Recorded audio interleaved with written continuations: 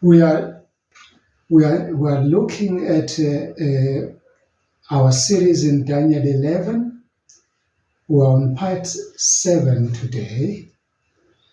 And as I promised last week, next week then will be our part 8 and the final part. Promising you that one. This is the last but one part that we're handling together on Daniel 11. Thereafter, I'm going to look at Daniel 12, which I don't think will be that long. Now, as we look at this one, let's begin with our recap of part 6, where we said in verse 29, you should remember we did argue that even though Uriah Smith and P.G. Temple look at this verse and project it to the future, to the time of Constantine and Constantinople, and roughly to the 3rd and the 4th centuries AD. We said we differ with them. Let me explain today that part before we get in. And I'm doing that for the benefit of those who did write to me. And I'm encouraging you even now to please click down there, scroll there, put in your comments. Don't forget to subscribe to this page if you have not subscribed to this ministry, and like this video and share it widely. We're hoping that way you are going to it will be of benefit to us to share the growth of our ministry. Let's begin. We said this verse to us doesn't necessarily look into the 3rd and the 4th century, century AD. And to that we have the benefit of who's this one? With Christian Forums, with ChristianForums.com, who say it seems we need to look at this prophecy here in segments. A historical segment that has already been fulfilled in Daniel 11 verses 1 to 35, and an eschatological segment where the prophecy has yet to be fulfilled. Let's come to that one exactly, where we are looking at a dynasty, not the Constantine dynasty, that era, no. We're looking at the Vespasian dynasty here. Why? I'll explain to you why we are saying that. In particular, this is a Vespasian dynasty. There's one reason. According to Tim Miller, that we are going to refer to largely on this part of the verse, he says the first Jewish-Roman war, often referred to as the Jewish Revolt, began in 66 AD. To us, that was the first invasion or the first besiegement of Judah or Jerusalem at that time. So the revolt was as a reaction of a series of political and religious tensions, including instances of Roman misrule and a growing nationalistic fervor among the Jewish factions. There were those who were fighting for the liberation of the Jewish nation from under the Roman Empire. I guess this group had not read the Daniel prophecy as we are doing today. So it becomes of primary importance even to you to understand these prophecies very well so that you do not falter the same way as these guys did. This time, the person who is in charge of the Rome, the emperor at this time is Emperor Nero, who is famous, who's mostly known for his brutality and cruelty, especially towards Christians. I said especially towards Christians, not just Jews, but Christians, who were a sect at that time, the most hated and detested sect on earth. I'm saying that because even though the Jews were monotheistic, they were worshipping only one God, and the Roman Empire at that time was polytheistic, that means they were worshipping more than one God, but it didn't disturb them that much that there are Jews who are worshipping one God, in as much as Christians who are also worshipping one God were detested and hated. Under Emperor Nero, they were even accused of having set up fires onto the libraries and things like that, things that they did not actually do. Now, come back to the history. It's around 66 AD.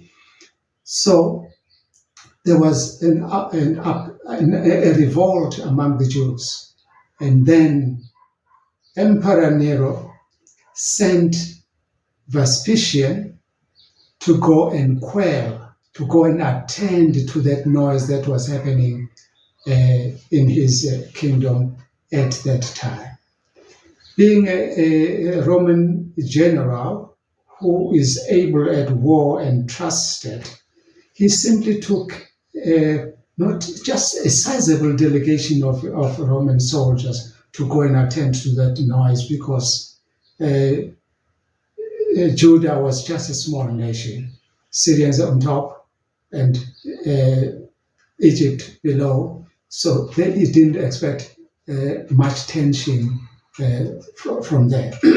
And so he took that a small delegation and he went there. And lo and behold, they got some resistance of their lives by 67 AD, because the Zealots, they almost annihilated. They beat that one, and they killed more soldiers from the Romans, such that the Romans had to retreat. By this time, it is 67 AD. 68 AD, 68 AD. And then Vespasian got a call to return to Rome with immediate effect. So he took off to Rome, because there was a something happening in there, which is called in history the year of the four emperors. The year of the four emperors. When they got there, he did settle that one, and then by 69 AD, Nero committed suicide. He died, so he left the post vacant. And guess who took the post now? You're correct. Vespasian took the emperorship now. The Senate crowned him the next emperor of Rome. And that is now year 69 AD. Remember, the thing started in 66 AD, and then in 67 they suffered a defeat. He was recalled to Rome in 68 to attend to that year of four emperors, and then suddenly 69 Nero commits suicide, and then he is crowned the next emperor of Rome. And then, remembering that, no, he left an unfinished business there. He then put his son, Titus Vespasian. His son, Titus Vespasian, he put him onto the throne, not onto the throne, he made him a Roman general. And then he dispatched him back to Judah to attend to that unfinished business. Seemingly, the Jews were continuing with their revolts, and now they had even gotten more power, more guts to continue fighting the Romans because they had won against the Romans, that small delegation of the Roman soldiers that won against them now. So they're thinking that they are invincible against the Romans. And so the year now, when he arrived in Jerusalem, it is year 70 AD. The month of the year is April. And guess what was happening around April that time? Yes, you are right. It was the Passover. It was a Passover feast in Jerusalem. And so they besieged Jerusalem and they allowed, get this one, strategy that he used. He allowed every visitor who was coming in to worship, to celebrate the Passover feast in Jerusalem, in the temple. He allowed a single entry, meaning you are allowed to come in, but you are not allowed to come out. Why did he do that? It sounds weird. Isn't it weird to you? No, it's a military strategy that he wanted to use this time. His soldiers then camped around Jerusalem, making sure that there is no one who's selling anything from outside Jerusalem into Jerusalem. So these visitors he allowed to go in were instructed that they should only get in and not get out, because Jerusalem was under siege, and he wanted that every food supply should run out in Jerusalem. That was a strategy. He wanted that even though they want to feast, they would not feast that much. And those merchants who had they had a limited supply, they could not stock up to match the demands, because they are visitors who are now here pending the siege outside the city, who want to food, so they buy. And the supplies are running low until they are depleted. He was still camping there patiently. Other books, they say then talk about August 6, others they talk of September. Historians, they never agree on anything.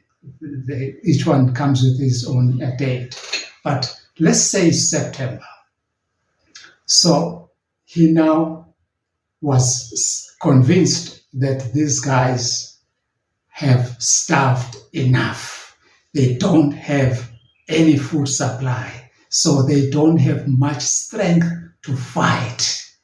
And so he started to attack Jerusalem. And this is now a second time. Hence we are saying this siege to us doesn't refer to Constantine, but we are aware that some prophecies have what we call a dual fulfillment. So we will look into such a thing when we come to Constantine's time, maybe in the book of Revelation, as we are going to link. I'm not too sure, but we'll revisit that. For now, it's sufficient for us to let's look at the Christian persecutions, which is one reason why these two honorable gentlemen, Uriah Smith and P.G. Temple, they want to associate this passage with Constantine and the like, and we still are adamant that it belonged to the Vespasian dynasty. Now, We also contend that verse 32 here does not only refer to the persecutions in the time of the Dark Ages up to the Constantinian time and beyond. We are not looking at that. Why are we contending this way? It is because, my friends, since the inception of the Christian faith, Christianity had been involved very much with persecutions. That's number one. Persecutions were a thing, a daily bread to them. Not only persecutions, also violence. Violence. Well, the Christianity has been part and parcel of violent people. No wonder Christ said at one time, the kingdom of heaven suffers violence, and those who are violent, they grab it by force. No wonder. Not only violence, also one thing very, very important, my friends, martyrdom. You are correct. Who was the first martyr for Christian faith? John the Baptist. Yes, look on the notes. John the Baptist was the first martyr who was beheaded for telling the truth, as a forerunner of a Christ. And second to John the Baptist, who was the second martyr? Christ himself, as he hung on the cross. He was a martyr. That means he died for faith. He died for us. He died for you and me. But we are looking at that death as a martyr death. Number three, after Christ, who died, who suffered the martyrdom? Yes, you are correct. It was Stephen. Look at him. They were stoning him there with stones. And they were happy about it, as if they were stoning a snake. He was no snake. He was a human being, a believer. But he was stoned. And look at the picture there. He says, I see heaven open, and I see the Son of Man seated at the right-hand side of God, of the Majesty on high. Not only him, there was another martyr. This is now after Christ. The first apostle who was beheaded, James, the son of Zebedee, the son of John, who was a brother to John the Revelator. Look at him there, kneeling like that, and they're about to chop his head off. I would continue counting many of the Christian martyrs, but let me go to the last one. The brother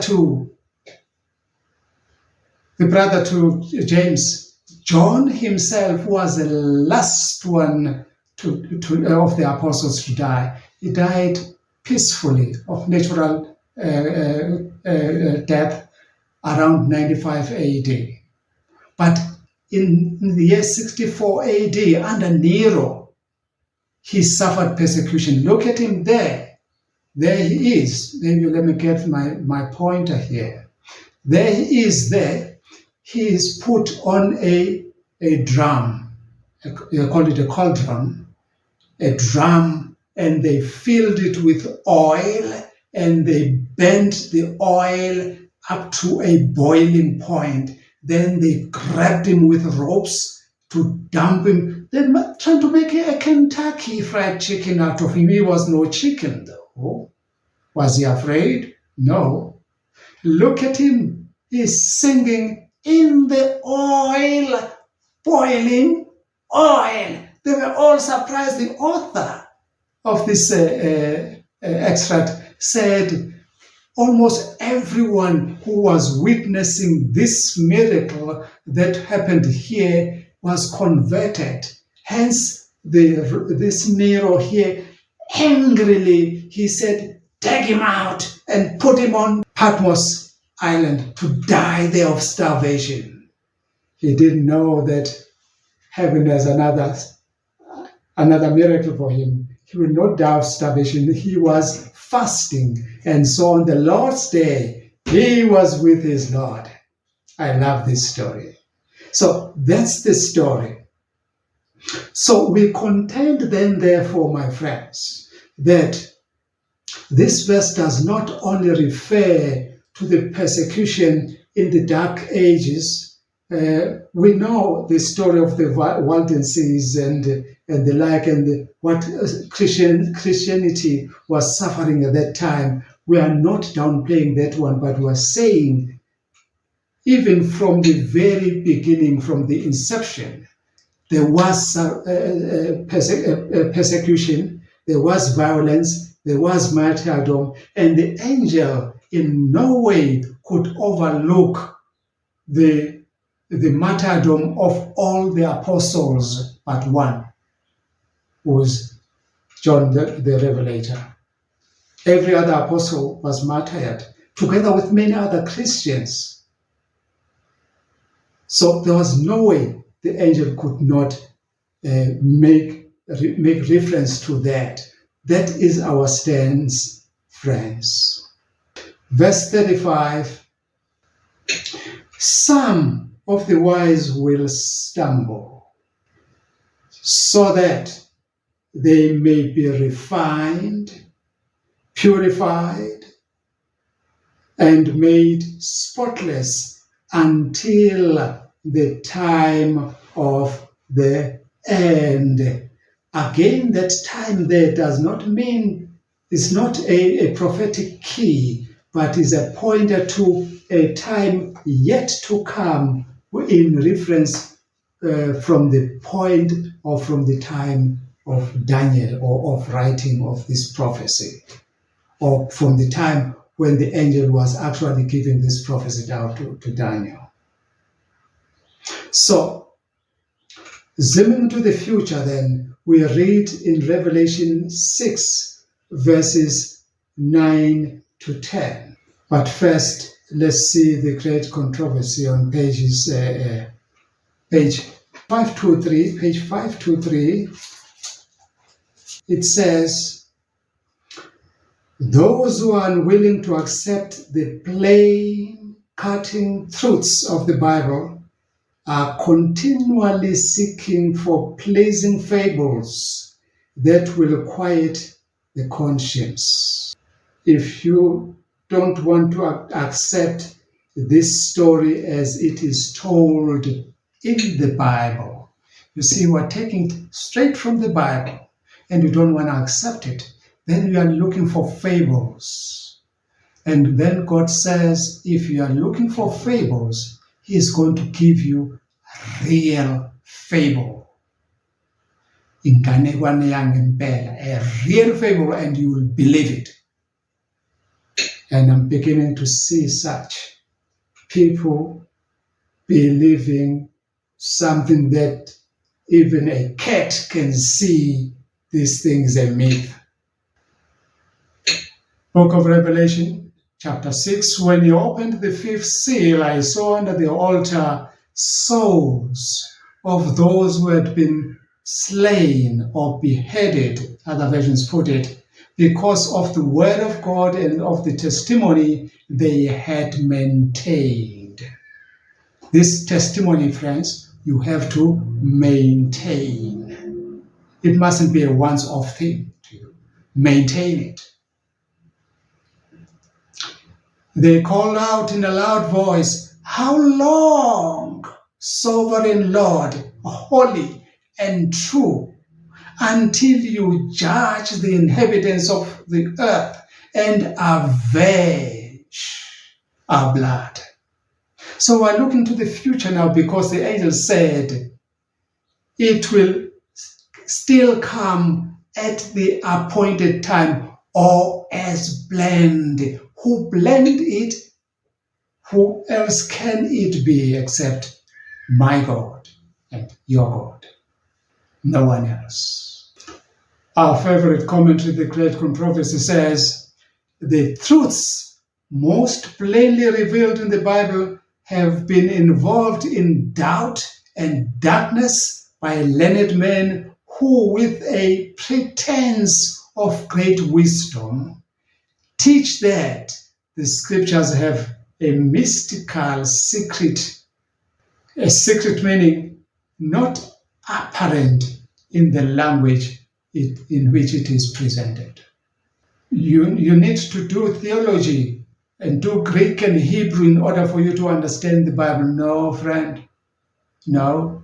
You need the Spirit of God, just the Holy Spirit, to interpret this for you. That's the only thing. Then this commentary says, but God will have a people on earth to maintain the Bible and the Bible only as the standard of all doctrines and the basis of all reforms in page 595. And I'm praying that you be one of them. Also pray for me that I be one of those people. Let's continue for now. We're looking at the rampant king here. The king will do as he pleases. Did I hear myself? The king will do as he pleases. That is verse 36, my friend. That's where we are. He will exalt himself, he will exalt and magnify himself above every god, and will say unheard of things against the God, capital letter G, of gods. He will be successful until the time of wrath. So he's not going to do this thing and finish it, then there's a time of peace for him. No, he's going to continue doing this until the time of wrath. Now the question we need to ask ourselves is, has that time of wrath come? I don't think so. If it hasn't come, that means then this king is still there and is still being successful in what he's doing. But who is this king? Who could it be? Let me think. There's a way of finding it. Let's go back to the prophecy. There's no other way except going back to this book, my friends, and check what they say about this king, because we've been given a clue who this king will be, because he was not there that time. So we've been given a clue as to who this king will be when he's there. In Daniel 7 verse 8, we read there, therefore before me was another horn. A horn in Daniel 7 represents a ruler, a king, a monarch.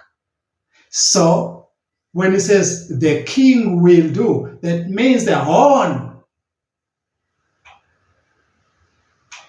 So Daniel says,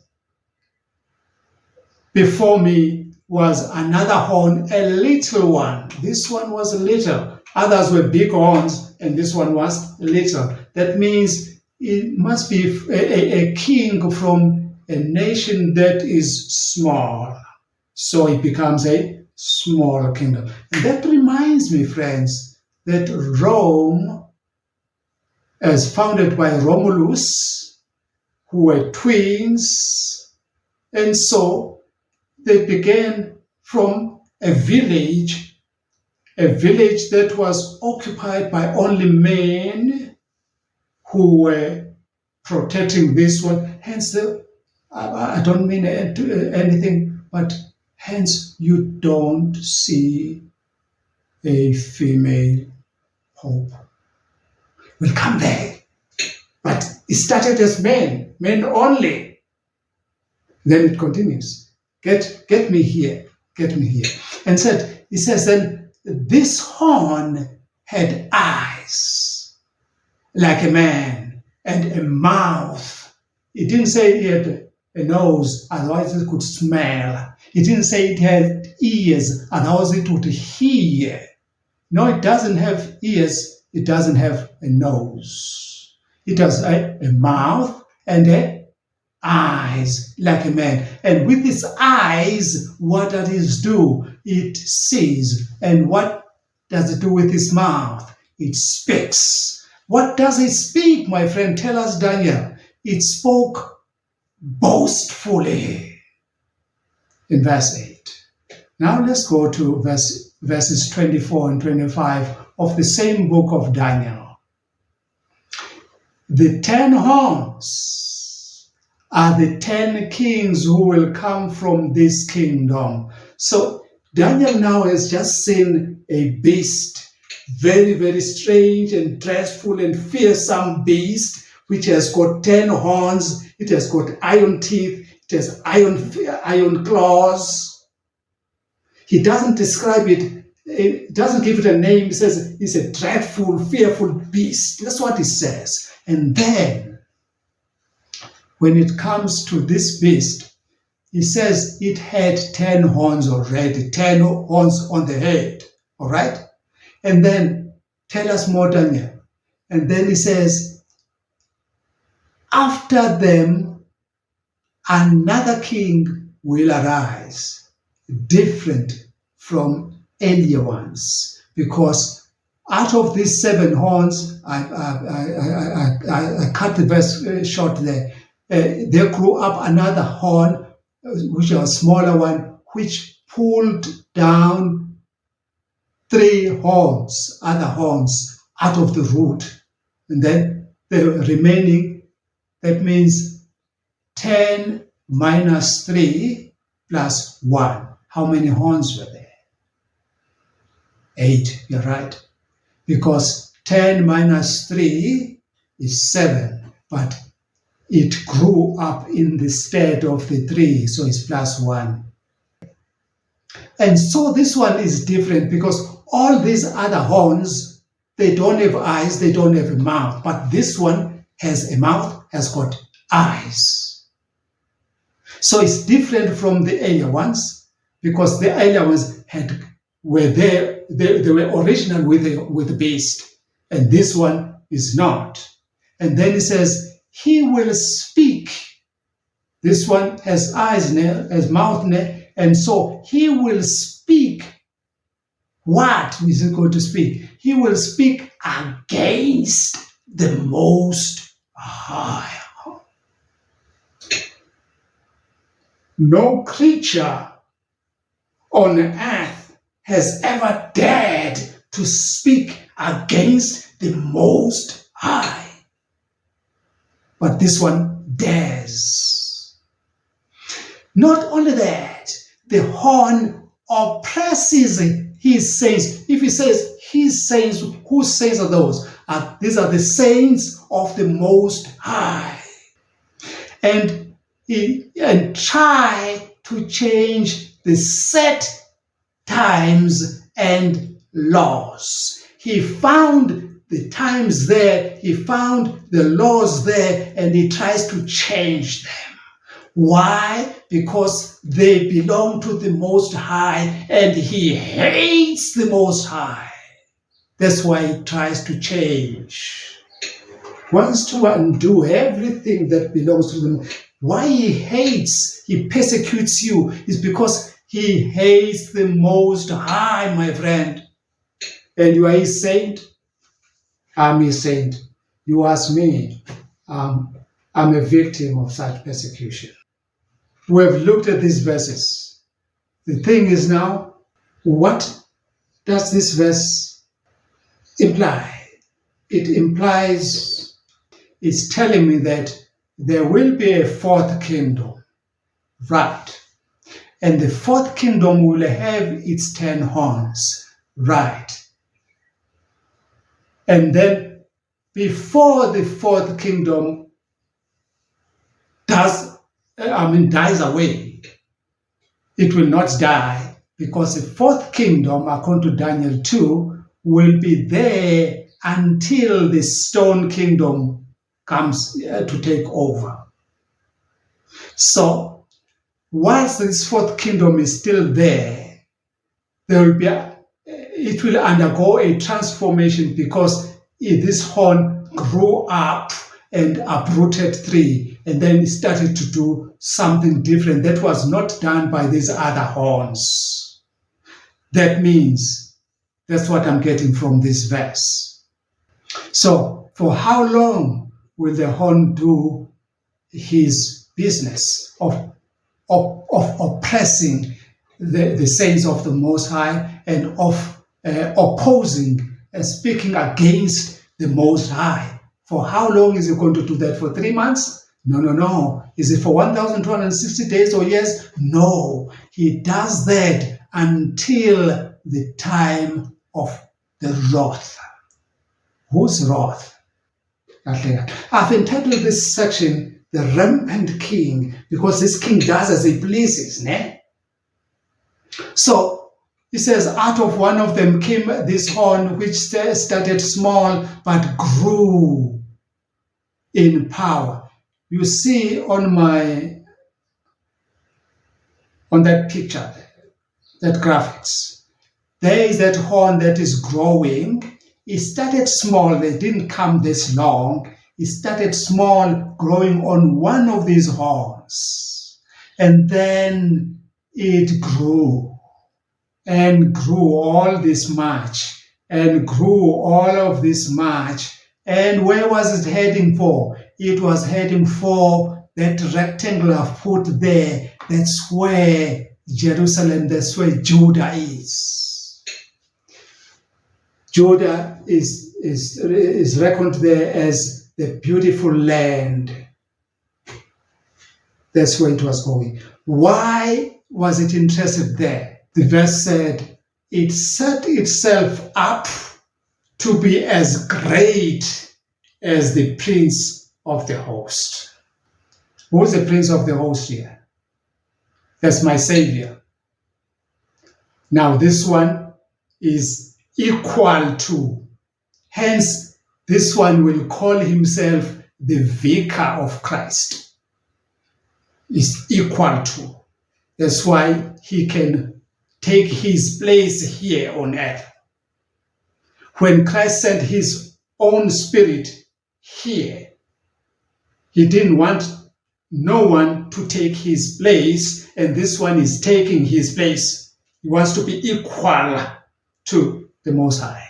Not only that, and it took away the daily sacrifice from him. Who's him here? Is the Most High. What is the daily sacrifice? Prayers, morning and evening prayers. People are told now, no, you need to go to church every Sunday to then you see Father, and Father will then we pray to him. They will go to there and have Mass every Sunday.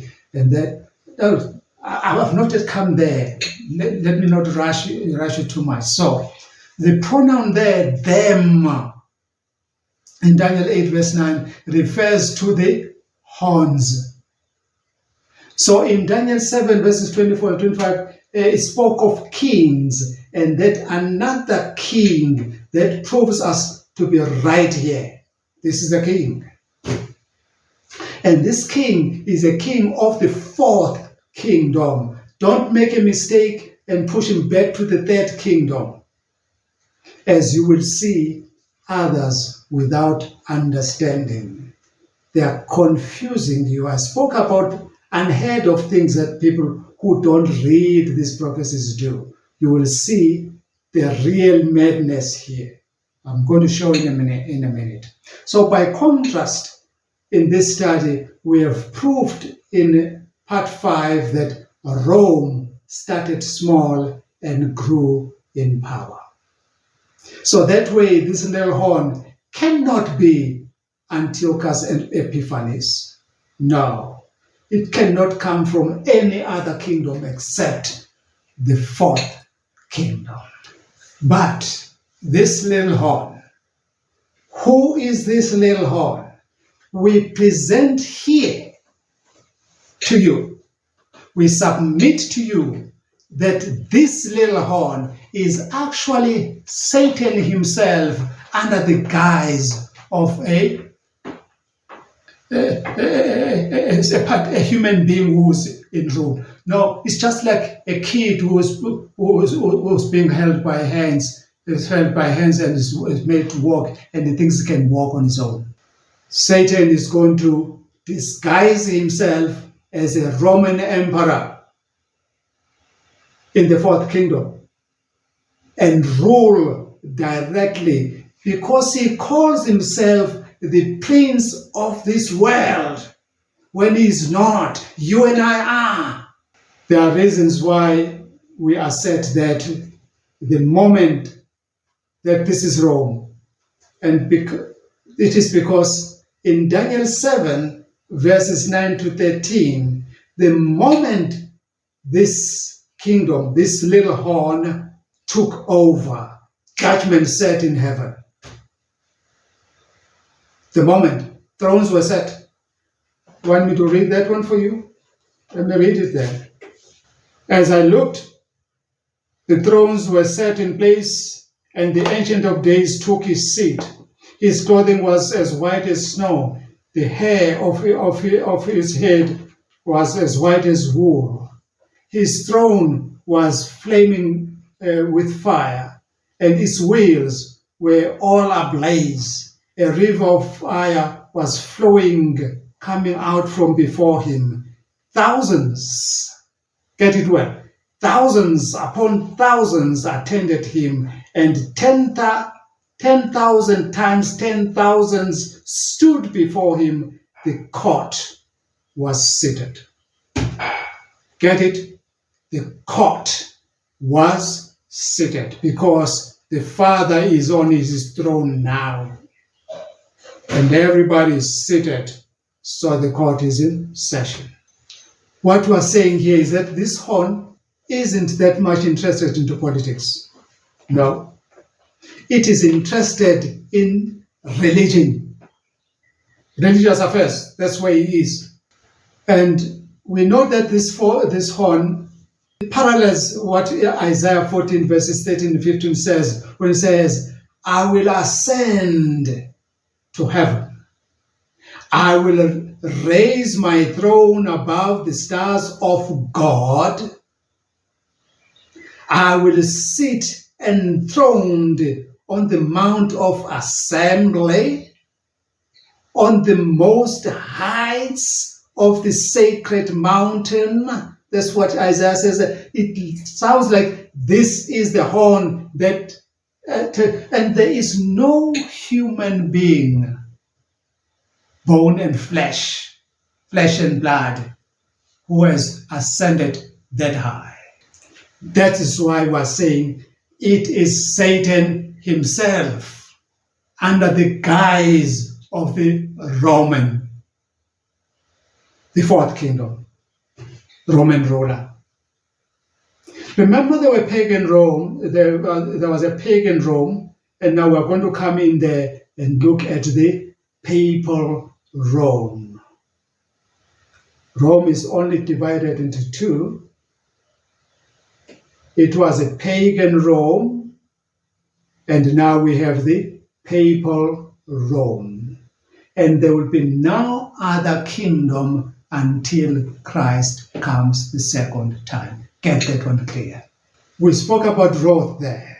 Most people, they make a grave mistake when they read this verse. What is that grave mistake?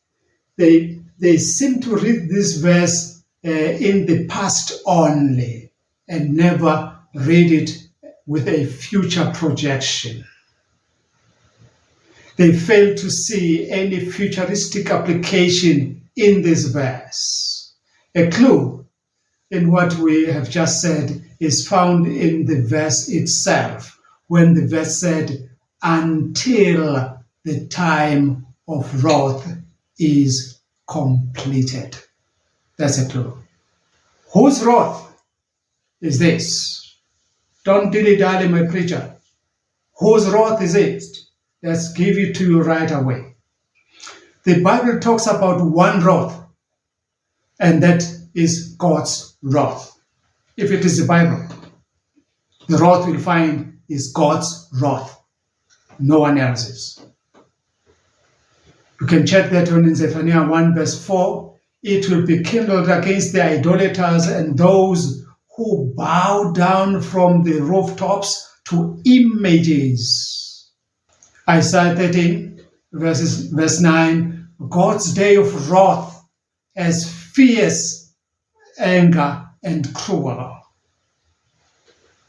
Revelation 14 verses 10 and 19, anyone who receives the mark of the beast will face this wrath, God's wrath. But who? We know now. There are other verses you can see, you can read them there. Yes, I'm not going to read them all for you. But who is this king? Who is it? Others say this king is Antiochus Epiphanes IV. Those who say it is Antiochus, I've said to you, remember?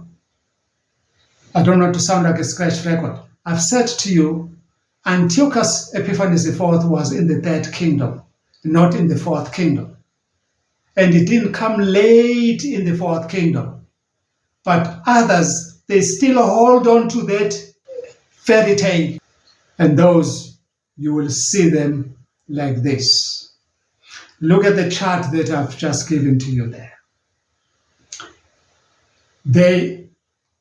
I don't know where they get this thing from. They have 7 kingdoms instead of 4. They have 7. They say 7 world empires. 7. When the Bible talks about 4. Then they'll talk to you about the Egyptian kingdom, the Assyrian kingdom, the Babylonian kingdom,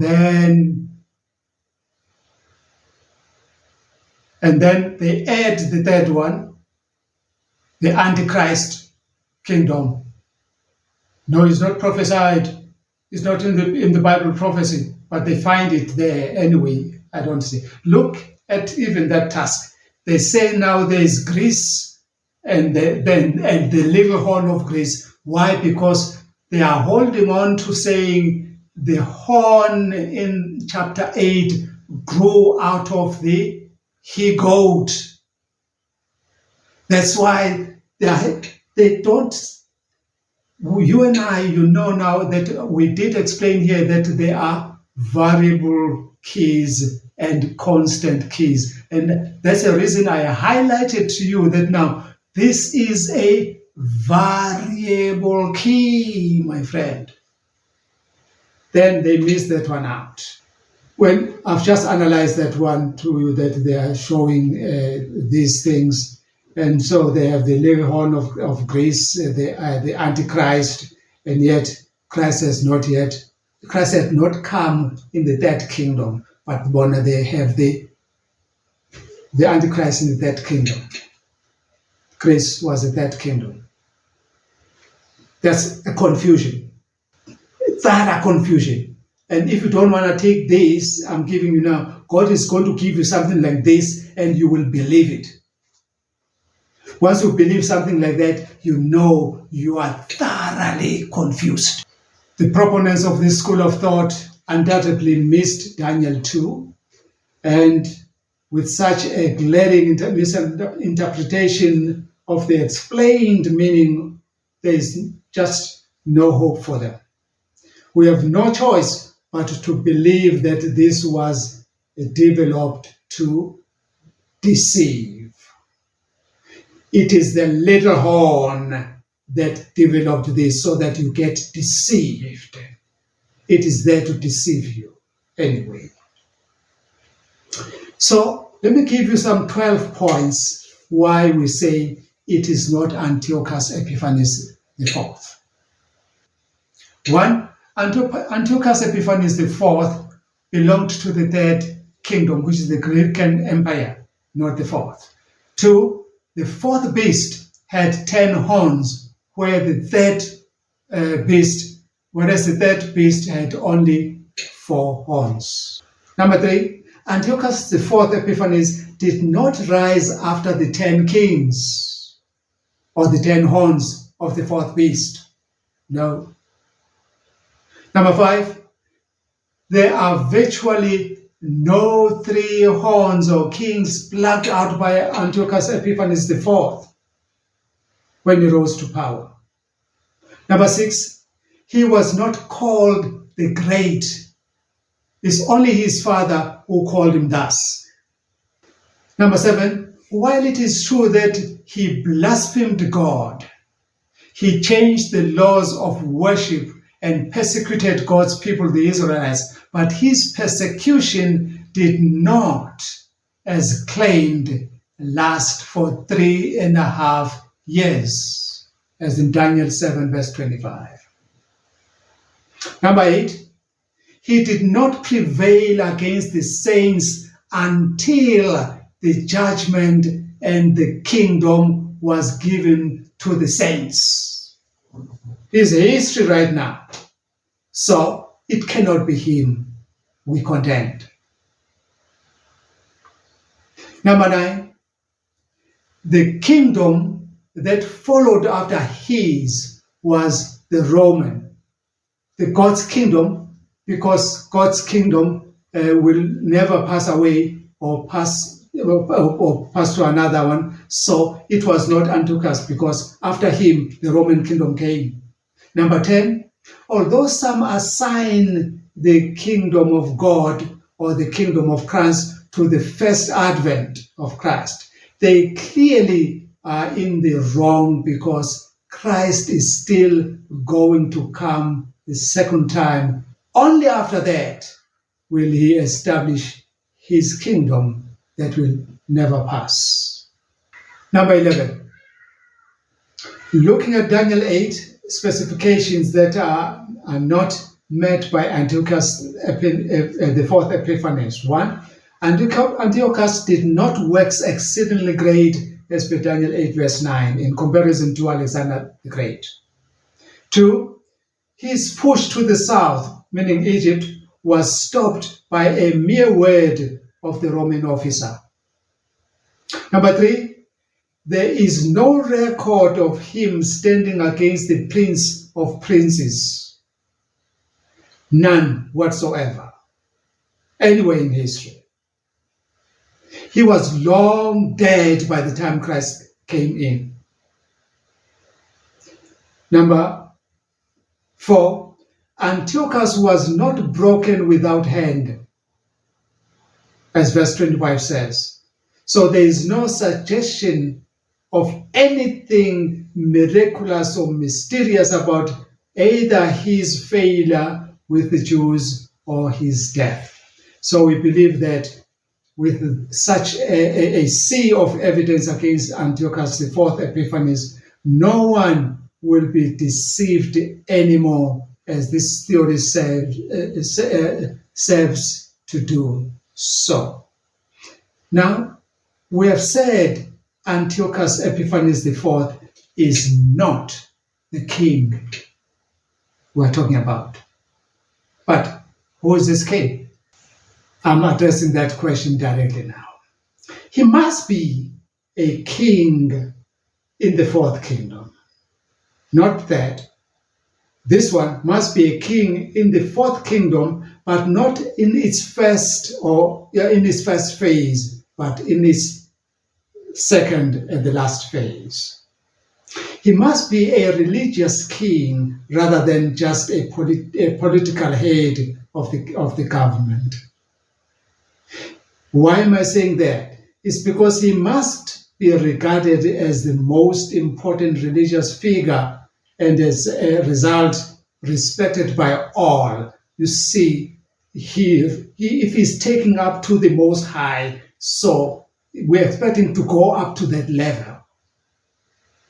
You can't just call President Cyril Ramaphosa here and call him the Lero. No, it's not. And I see others, they attack even Donald Trump, President Donald Trump, and say is the Antichrist. No, there's no such a thing. I'm mistaken until you look carefully in the prophecies here. He must be above the other kings or rulers in that his reign is on behalf or on account of God. That's where you should find him. He must be saying, I am ruling on behalf of God, the vicar. So the word Pope, I checked for it.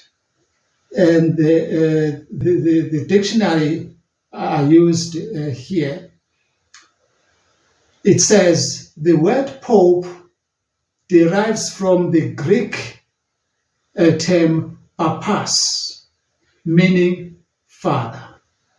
The Wikipedia I consulted says Matthew 23 verse 9, exact words of Jesus, although directed then to the scribes and the Pharisees, it says, don't call anybody your father. You have only one Father in heaven. Although those words were directed to the scribes and the Pharisees as religious leaders, the same words are still directed to you and I. Don't call any religious leader your father, except for your biological father. This title was applied, especially in the East, to all bishops, says the Wikipedia. It's not me, it's the Wikipedia. They say all the bishops in the East, and remember there was a Eastern and the Western Orthodox churches. Now, the Eastern, all the bishops were called Papa or Pope, according to the Wikipedia. And other senior clergy and later became reserved in the Western Church. It was reserved to the Bishop of Rome during the reign of Pope Leo I. That's what the Wikipedia is saying. And then it continues to say this, that the pastoral office, I'm going to get to that one from here very, very soon. It says the pastoral office was held by the apostles as a group or as a college with the Saint Peter as their head, is now held by their successors, the bishops, with the Bishop of Rome, who is the Pope, as their head. Now, we are looking at one here. Here's this one. This one. We are looking at him. The Pope, the Bishop of Rome. But if I remember very well, there were no bishops in the Jewish church. There were only priests, the Levites, and the rabbis. Also, the prophets, of course. But in the church itself, there were priests, there were Levites, there were rabbis. Where did you get the bishops from? How you say, all right, it was in the New Testament. Let's get in the New Testament. I'm ready for it. In the New Testament, there is this term, this Greek term that is being used to episkopos. That's a Greek term that is translated to mean the bishop. It also means the overseer. Let's take some history from it. I want to trace it first from the from the Old Testament for those who contend, just like the faithfulpastor.org, that organization. They say pastors in the Old Testament time, there were pastors there. They were called, not pastors, but they were called overseers as well. I took them to task for that.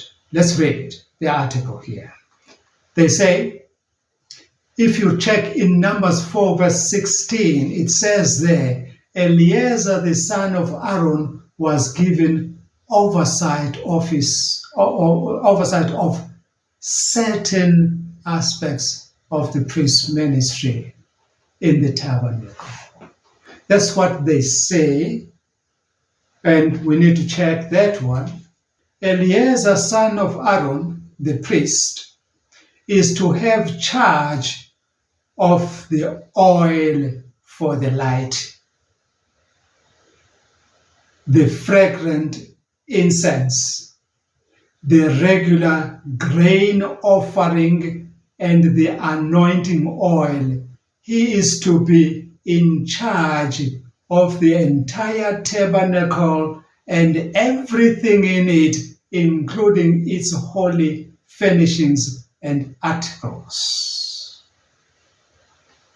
Does it sound like a position to you or a responsibility? It doesn't sound like a bishop to me.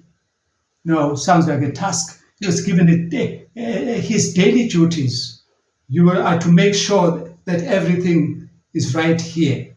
And God entrusted that only to him, no other person. So who else has been entrusted by God like that? I can't read it.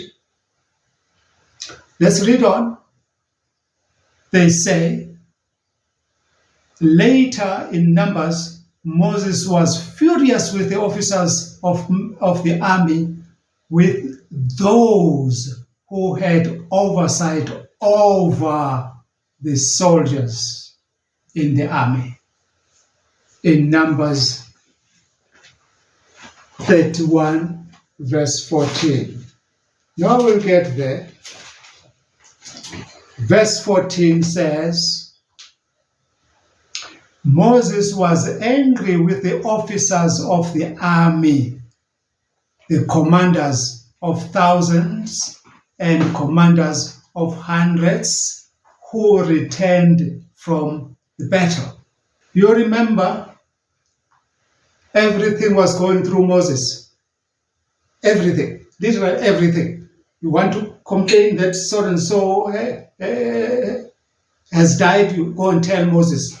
A cow has, tell Moses. There's a threat of war, tell Moses. Everything. And then until his father-in-law, Jethro, gave me a very wise advice. He said, no, man, why do you burden yourself like that? Group the people. Have group them in thousands, in 500s, in 200s, in hundreds, in 50s, and put some people on charge of all of those groups so that those people, they report, they pay a chain so that you don't have to. Was he establishing the bishops? No. It was a delegation of duties. No bishops. Then they say in 2 Kings, the term overseer is used to refer both to the commanders of the army that you have read, commanders of the army. You can't expect a commander of the army to be a bishop as well. No. Let's check the Merriam-Webster dictionary on this very term, bishop. It says, the etymology of the word bishop comes from the Greek word episkopos. Sounds like episcopal, episkopos,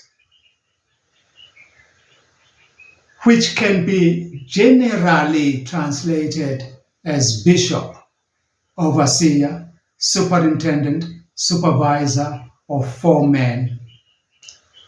You want to tell me that there are foremen in the church now? Okay. It continues to say, the ministry of these New Testament episcopoi was not directly commissioned by Jesus. Jesus did not commission any episcopoi. Then it continues to say, but appears to be a natural, practical development of the church during the 1st and the 2nd centuries AD. Appears to be natural. Was never commissioned by Jesus. So I'm not expecting anyone to tell me that it was commissioned by Jesus. No. I'm not expecting that. Therefore, the claim that the popes are successors of Peter are not true, because Peter was not a bishop. He was an apostle, not a bishop. He was not an overseer. You see, a delegated function in the Old Testament did not mean an office as such. Although the New Testament mentions the office of the bishop, its origins are obscure, says the Britannica Encyclopedia. It says, although the New Testament mentions the word office of bishop, its origin, though, is obscured. It continues, it seems that the episcopacy, or the threefold ministry of bishops, priests, diacons, was well established in the Christian church by the 2nd century CE. Anything, friends, that was not commissioned by my Christ is illegal. Let's continue on to verse 37 now. Verse 37 reads, he will show no regard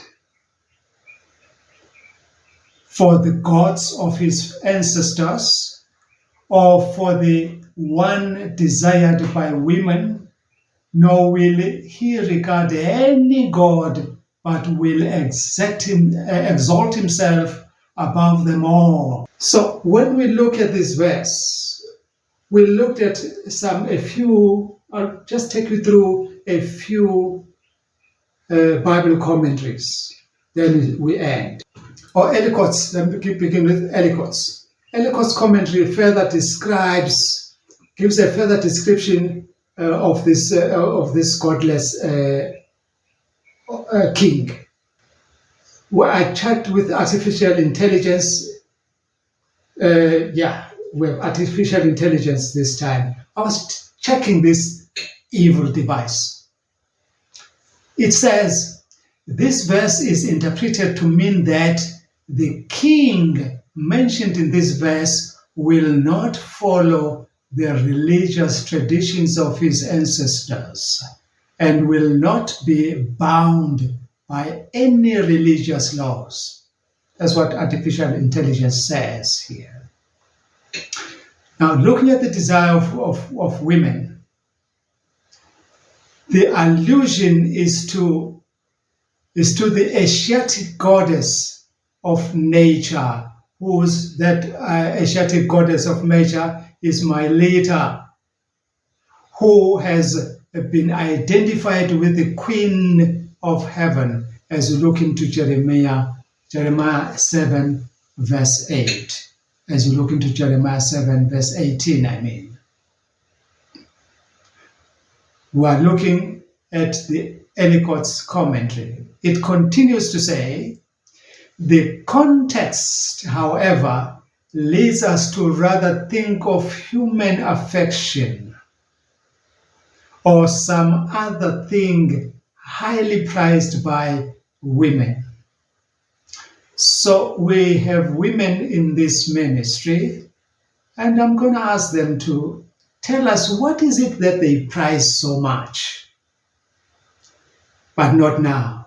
So the commentary continues to say, the words, neither shall he regard any god, would be unmeaning if gods were designated by the desire of women.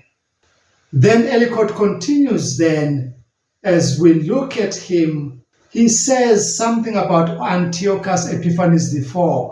Antiochus exceeds all kings in the sacrifices which he offered at the gate and in the honors which he paid to the gods. That's what you are saying, attaching this to Antiochus Epiphanes IV. After giving all those 12 points,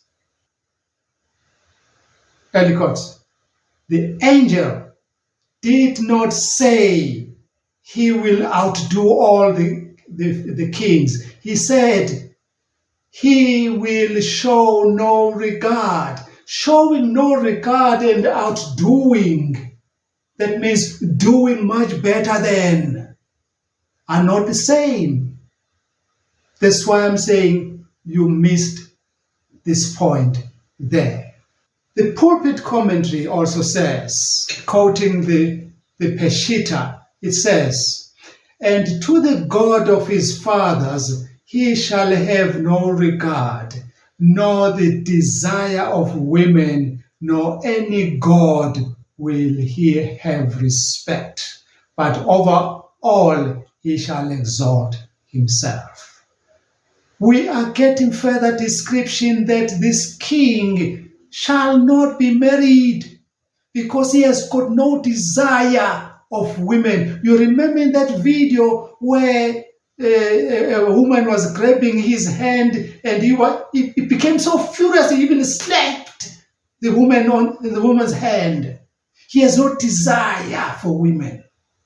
What kind of a man is that? Giles Expositor, referring to the Pope, says, though he would be his victor, or though would be thought to be his vicar on earth, yet he slies him, yea, he opposes and acts contrary to him altogether. The same commentary, which is Giles Expositor, says, but forbidding his priests to marry is notoriously a tenet of Antichrist and foretold by the apostle in agreement to the prophecy in 1 Timothy 4 verse 3, otherwise none more lustful or desirous of women in an unlawful way than the Romish priests. It's not me, it's Gio. We put it plainly, not me. So we think Isaiah the prophet was referring to him also in chapter 65 verses 3 to 5. The meaning of let's get to the word now, the Hebrew word there, kemdas nashim. It says, that meaning there, I did not find it very, very clear. So I found it to be not clear in different interpretations that I got from there. Among many translations, but mainly they fall neatly between these two items I'm going to mention now from my exegesis. One is a desire of women, or the lust for women, or the love for women, which means he will have no sexual attractions towards women. That's what the angel described this king as. Not me. Number two, as I looked at the meaning, it says the God loved by women. I don't think this one would be applicable. So we think the first option here is the best one. And when I looked at the King James, voila, the King James correctly translated this verse to say, he will have no desire for women. That means he will remain a bachelor for life. Verse 38 says, instead of them, who is them now? Instead of them, he will honor a God of fortresses. Who is them?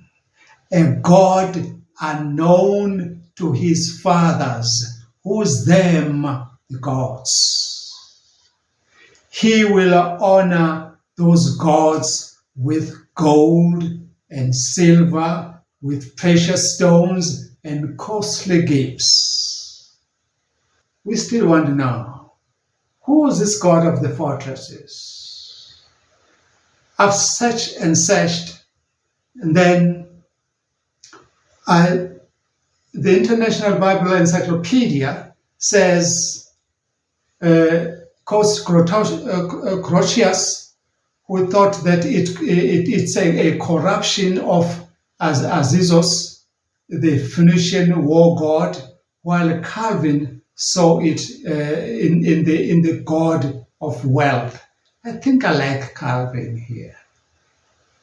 Benson's commentary says the word imports protection or a protector, and is often rendered by the Septuagint as a defender or a champion. It also continues to say, a God whom his fathers knew not, nor worshipped, because he wished to be thought to excel his fathers in wisdom. So to us, if we are correct that this is a papal Rome, this is a papal king or a ruler, then his fathers, get me, I'm bringing this proposition here. I've not fine-tuned it very well, but I'm saying his fathers were pagans. They knew nothing about the God of heaven, his fathers. And yet, himself, he will think of trying this God of heaven, which they never praised. I was trying, but no, I'm wrong. Why am I wrong? Because we are told that he's going to exalt himself even above God. So that one falls off. We are saying, as he claims to be a descendant of the apostles, then his fathers should be the apostles. So he's doing the thing that even the apostles never even thought of. Instead of honoring God, whose son is Jesus, he then would honor strange gods with costly stones.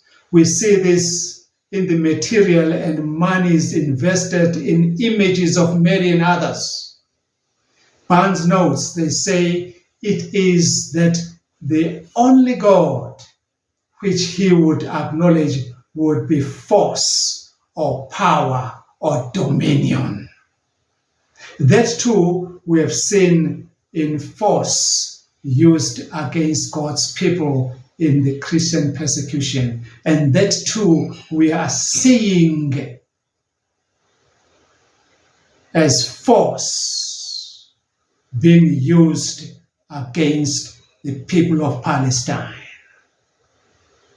Not by him I'll give him, but by his horns, one of his horns.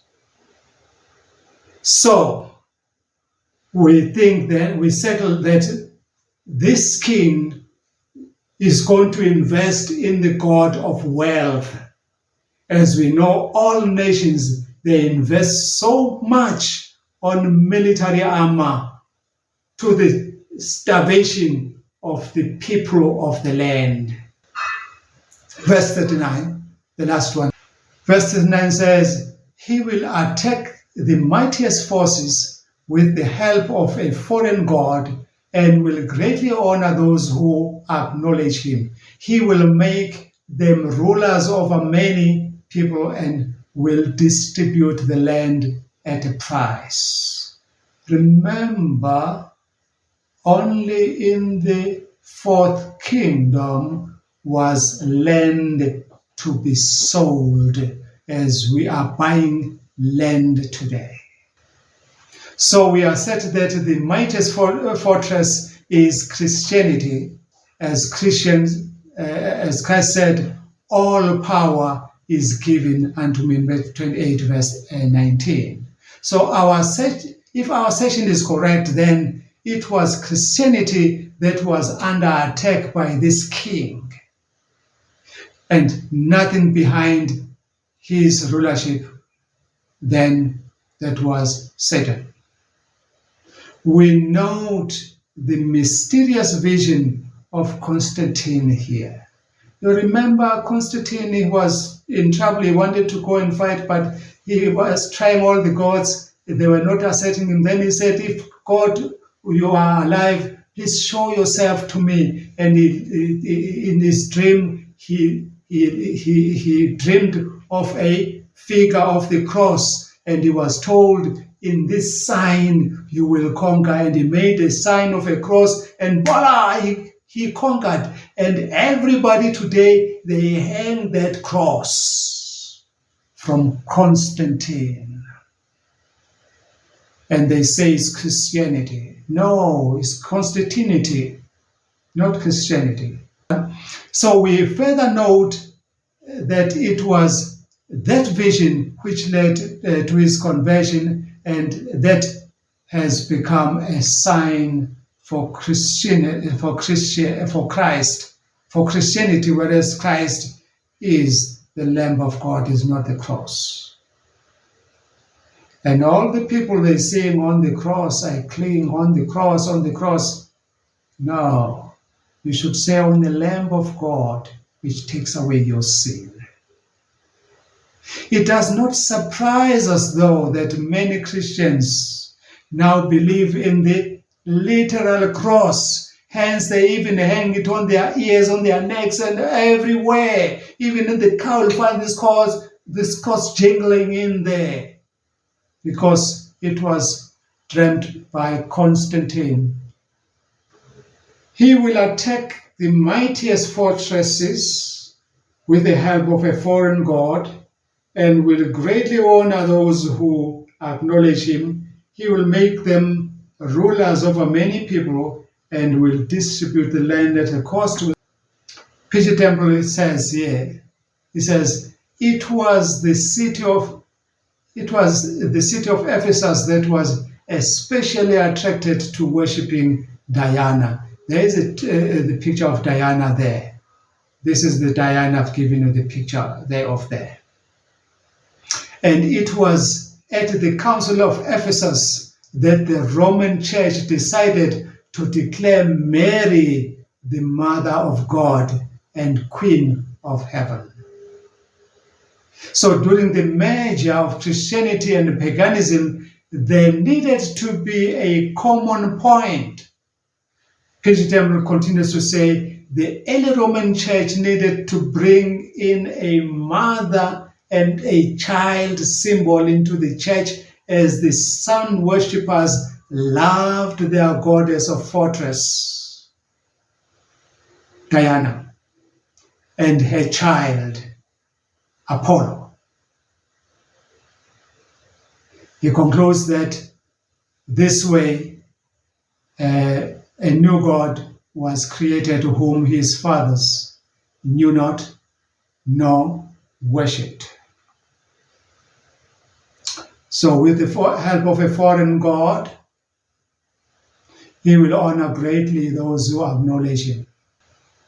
Yes, the enemy of Christ will give you great wealth if you desert Christ. There's a foreign God. We would not be puzzled by the fortunes that befall those who acknowledge the cross, or the man in whose head the cross it is. Matthew's commentary seems to agree with us on that point when it says, but the angel speaks of the Romans and it is plainly verified Antichrist, who did not only take upon him to dispose of the kingdoms and the provinces by usurped power for his profit, drawing incredible masses of money from them, but upon a pretended religious account, appointing tutelar saints over them. That is it, my friends. May God richly bless you.